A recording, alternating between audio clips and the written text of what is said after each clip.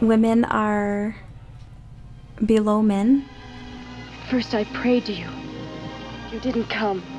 But I've come now, Nellie. These are my people. Und mehr. Go! I really need it back. It is mine. Oh, but you can't give something and then take it back. I mean, what are you... You mean like an Indian giver? Stereotypes were created out of Native American women, like if we were anybody, we were either Indian princess or we were some kind of a queen. Or I remember hearing of Pocahontas, but only briefly, only that she had saved John Smith. Until you can pay. And, you know, that she was a good woman, you know. And of course I believed that, but other than Pocahontas and maybe Sacagawea, there were no Native women in the stories. You got the first Indians who had Thanksgiving with the Pilgrims. And after that, they kind of disappeared out of history. The next time they appeared was when they were making war. But the war seemed to be with the men, so the women were not even in that role. Throughout history, we've been non-existent. I mean, not only were we pagans and savages, but we were not even in the books. And then the next appearance of Native women were the Pueblo women sitting near the train selling their wares. So all of those never fit my image of what Native women were. For the Pueblo of Laguna, we get our clans, we get our society being, if you will, from the female, our authorizations from the mother. The nourishment that a female can give is one that is not only the physical meal that you sit down to eat that they've prepared, but you're also taking that spiritual and that profound nourishment of their good thoughts. Only they can give that. The mother, the female, is the strength and the reason why we continue to exist today.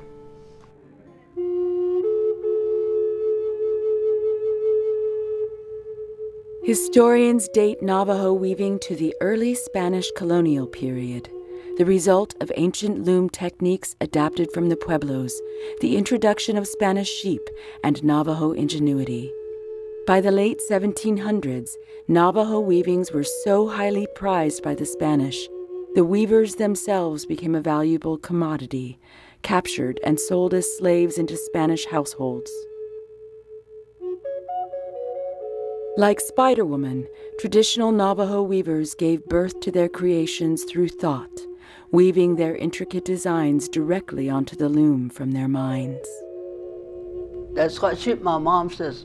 You just count on the knowledge, and then every cow had that still means that you go by that string, you count it, and that's how you start the design. They say that your loom is your best friend, that a lot of weavers sleep with their looms in their bedroom. It is the first thing that I think about when I get up in the morning. It's like, ooh, I get to weave before I go to work. Women were the ones that owned everything. They're the ones that owned the flocks. They were the ones that owned the home. And so the reflection of how they cared for their flocks and the sheep and the quality of the wool, the quality of how they processed their wool and put it into the weaving, it all exudes from that. My mom had some sheep and my aunt some sheep, and then we used to take care of a year round, herding the sheep together, you know, we play out there, and all these animals, the goats. It was so funny, you know. Sometimes I laugh about it myself when I'm weaving these days, you know. I go over there because I know them, so I trade over there. Working here at Tuolina, being around the rugs and everything like that, it really motivates me. The classic designs, talking with the weavers, and then being around the wool. I think about, how did they come up with this design? Where did this design come from? See, this one is a spider right there, spider. And this one is a cloud, We call this the cloud. My mom would tell me, you know, you need to put this line in, which is the weaver's pathway or the spirit trail, going out of your whole design. It's like everything that you're thinking of when you did that rug. Her round rugs, you know, the pictorial, the Mother Earth and all the night sky, what she thinks the galaxy or the gods might have looked like back then, and that's how she incorporated it into her rugs. And the Ashadeya. And now she's looking to me. For Dene women, textiles are both a form of artistic expression and a source of income. Because a rug pays for food. It pays for the bills. It pays for so much stuff.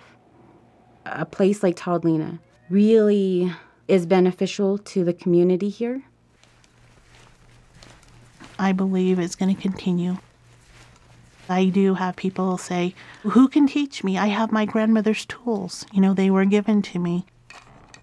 I know there are young weavers that have so many different ideas of where to take weaving now. Native mothers, aunts, and sisters teach children aspects of community life, cultural traditions, and ceremonies. I like to dance for the feast and dance for my people and bring health. While the grandmothers share important knowledge through language, stories, songs, and lessons that instill traditional values. I'm from Nambi Pueblo. I grew up with a large family. Our families always farmed. We had orchards, so there was always something for us to do. I remember my grandmother staying home to really take care of all of her grandkids. And my grandma was this little bitty lady. And, you know, she had such strength. She taught us a lot. We would help her with her garden. We'd all be assigned a row that we were responsible for weeding. But my grandfather's sisters, they were the ones who would tell us of stories, traditions, family. They were the leaders more so than the men. As I grew up, they were the strength of our family. And, even now, all the ceremonies, all the food, all the clothing, all those things that go into it, they're done by the women. We're taught that the mother is your first teacher. In my case, I'm half Laguna and half African American. Growing up half African American, I got called the names, I got made fun of. And in many of those instances, my grandma was with me, and she heard the names. She saw the treatment that I got. But not at any one moment did I ever see her treat others negative. Now that I look back, she was giving me a lesson. And it was a lesson of compassion and a lesson of strength. Those are the lessons that only a mother can give. Because with those lessons come hugs, sometimes tears, but sometimes it's only the mother that can absorb those tears for you. That's why it's so critical that we acknowledge how beautiful the spirit of a woman is. My husband is the governor of the Pueblo of Laguna, and he is serving his second term. As the wife of a governor, my role is not only mother to my household, but I serve as the mother to our community. I don't know if any woman can be fully prepared to be in this role as a spouse. It's just something that you go along with sometimes day to day. I also am very appreciative of the women in the community that offer me strength. I think back of, the words of encouragement they gave me, Gome, be strong. And that's what feeds my spirit. That's what keeps me strong. We draw on that strength from one another. My grandfather always told us, you have to get educated. He said, not so that you can be a white person, but so you can be an educated Apache, so that you can better preserve who you are, so you can protect your resources, your culture, because it's going to take that kind of knowledge. There are traditional occasions going on at Acoma pretty much year-round, and I remember trying to live in separate worlds where education was very important and tradition was very important.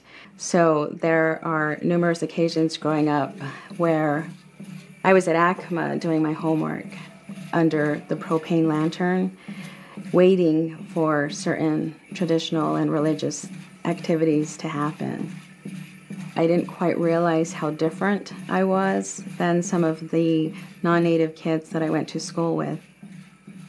Learning more and more about where I come from and how things work in the outside really compelled me to want to be a voice for our people. I had my daughter when I was a sophomore in high school, so I had her when I was very young. And I was a single teen parent, and my parents still encouraged me to pursue education and accomplish my career goals and come back and help. So that's what I did. I figured that law was the best way to do that, to become an advocate for the tribe and some of these rights and issues that we're dealing with on a day-to-day basis. I decided to run for a seat at the state legislature. Part of the challenge was being assertive and being aggressive when sometimes we're taught to find a common ground, especially when it comes to issues dealing with tribal sovereignty. That's the time where it's not only okay to be aggressive, but even necessary. It's sometimes a huge responsibility to be a Native American woman. Starting with the Spanish, colonizers made every effort to undermine the influence of Indian women and remove them from positions of authority. It was not until the 1970s that women began to reassume prominent leadership roles in tribal governance. When I became a teenager, we had our first lieutenant governor that was a woman. And at Nambe, we elect officials. And then Isleta elected Verna Teller.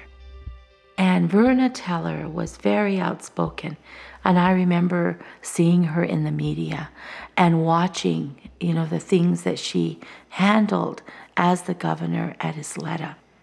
And so for me, she was a real role model. I saw her as a Pueblo person being outspoken and really taking on a leadership role. In 1996, Lila Cascala, the first woman governor of the Pueblo of Nambe, waged a difficult battle for her tribe in the New Mexico state legislature. The fuel issue was an issue of taxation and who has the authority to tax. Our own state senator went against the tribes and was favoring the marketers. It was such an intense session.